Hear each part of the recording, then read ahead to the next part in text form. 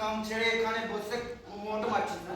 চল চল চল চল চল চল চল।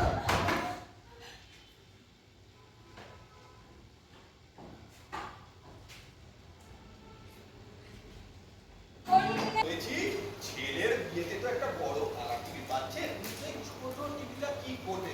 হ্যাঁ, জামাইবাবু ভেবে বসলেন ওই টিভিটা আমি নিতে চাই।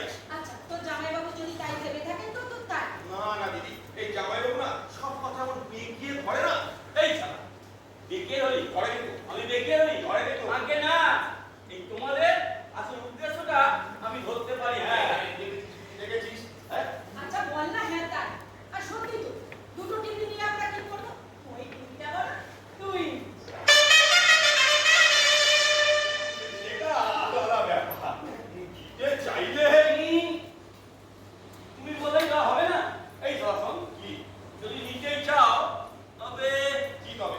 অন্তত কি অন্ত 50% দাম দিতে হবে। কি এই ভাঙা টিভিটা 50% কি করবে?